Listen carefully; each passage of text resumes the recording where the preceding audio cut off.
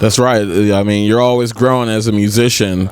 I'm sure every night you probably grow a little more on stage with these fellas and grow closer to your family. This is, you're 10 years in this family, right? Yep. And we're on the road. I mean, whether we can do at the minimum maybe 70, 80 shows a year, and at the maximum 140, 150 shows a year. But if you look at how many days we're out, you're looking at travel days and transportation, rendezvous and days off. You're doubling or tripling the amount of days by the amount of shows. So that could be anywhere from 140 to 280 days a year on the road together. So yeah, we're siege, and we play on all 6 livable continents, everywhere but Antarctica. You know what I mean? So and that's real. You know what I mean? And that's a year-round type of thing. So I feel that we are sort of ambassadors. We're American ambassadors in a way that politicians can't be, right? Because there's a historical base here as well, except it's not mired in conspiracy or error or anything like that. It's music first, which is a very pure artistic thing. So it allows us to be better, ambassadors in a better way in some ways. You know what I mean? And yeah, being together like this, we're much stronger together than we would be in our constituent parts, and it really shows when we're really gelling, whether it's on stage or just making something happen, as a team, right, or a family, like you said, same thing. Yeah. Wow, man. I mean, you've had some serious training, and it's good that, I'm sure it was hard sometimes, and you probably wanted to give up. Like you said, there's times when you'd have rather have been sledding as a child, or maybe it was swimming, or anything, playing ball. Right. But your parents were like, stay in here, knock this out, and it paid off for you. Right. So, I mean, don't you think that kids should get a chance to learn how to start music in school, right? Yeah. I mean, them taking this art out of the school is going to hurt us culturally in the future. Right. Yeah, I agree. Growing up in a piano school, I was just by happenstance or luck or being blessed into that situation hereditarily. I was allowed to prosper in the way that I was. If it weren't for that upbringing, give you a better geographic idea. I grew up in the area around Boston, grew up in New England my whole life until I moved to Tallahassee to work with George, 2003. And before that, I lived in New England my whole life. And the elementary school I went to was unaccredited, which meant it was overpopulated and the school didn't achieve educational levels by the state standards. So there was no music program, there was no art program, and there was no phys ed program. They were closed down to accommodate more kids because it was an overcrowded school. The middle school I went to was okay, but the high school I went to was likewise unaccredited, which means that in addition to all the regular problems that schools have, violence, busing, academic interests, conspiracies with the teachers, all kinds of stuff like that, in addition to that, no colleges were looking because we were totally unaccredited. So it means they're not looking at any of the students coming out, whether you have a 4.0 grade point average or whether you aced every SAT, it doesn't matter. You have to have some serious extracurriculars, and I mean serious, hundreds and hundreds and hundreds of hours of community service, and something like I was blessed to have piano lessons or something like that, but you have to really achieve with it to even be seen by these people. The only people that are looking at you at a school like that are the Army recruiters. And I graduated high school in 99, so I was in college during the whole 9/11 thing. So you're looking at how they're looking at it. This is all pre-9/11, so ooh, lucky them. They get all the extra kids at the unaccredited schools, you know what I mean? Wow. So that's really how it works. And it's all the lower income, lower income white kids and minority kids. I mean, that's essentially, those are the picks, you know what I mean, for the front line. Yeah, front line, exactly. So I think with that in mind, with all the lack of accreditation, the lack of interest in the educational prospects in certain areas, the kids themselves have to be armed to the teeth with their minds, their talents.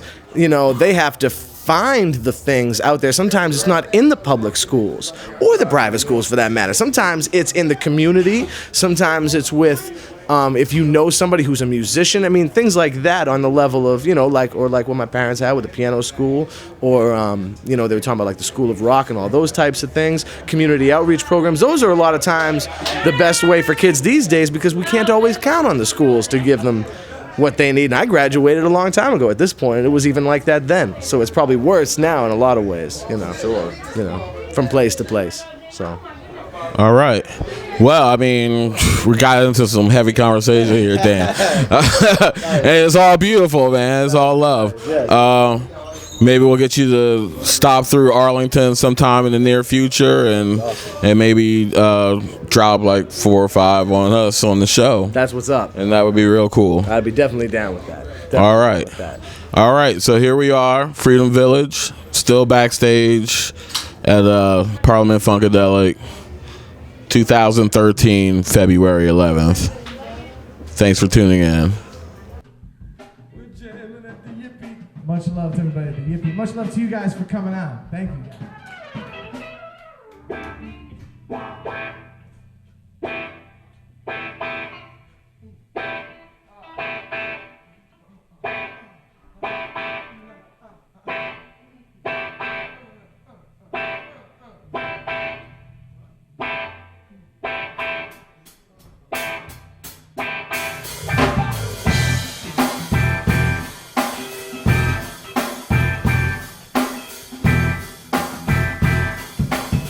Let me hear that signature, Adam. Let me hear it. Let me hear it.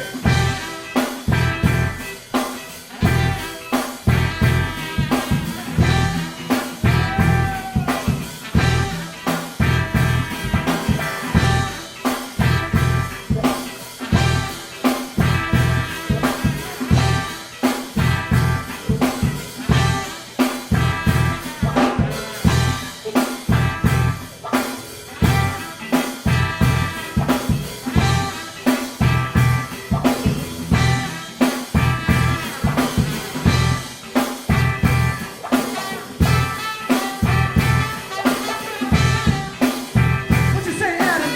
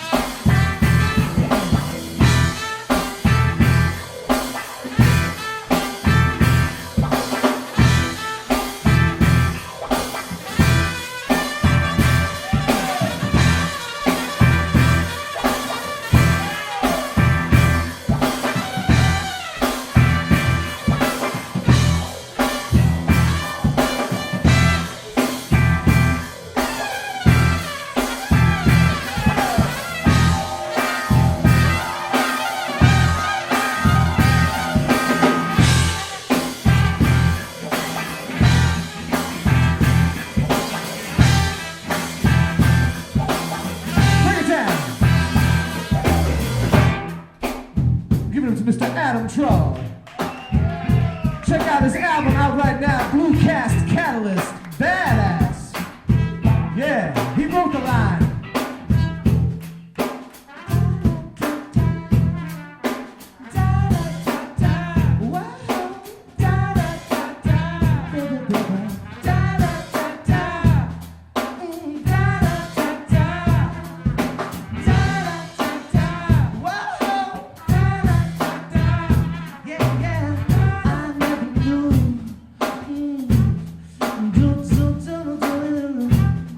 What this world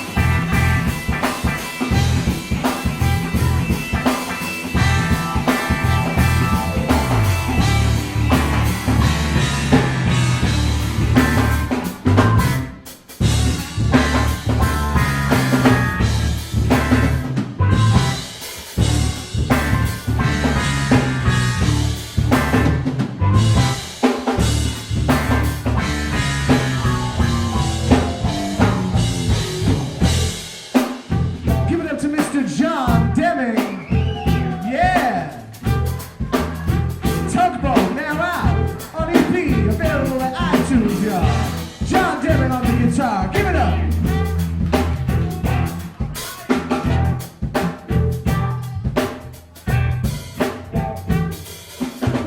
It's tune for the tunes. Gotta let them know every time. Yeah. It's tune for the tunes. Gotta let them know every time.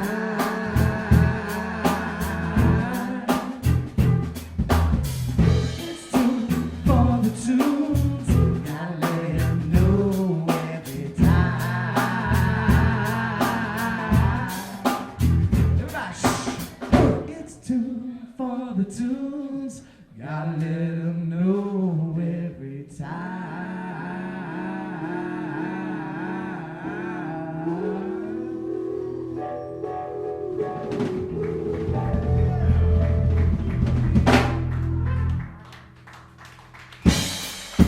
Give it up to Mr. Adam Troll, Mr. John Deming for sitting in New York's own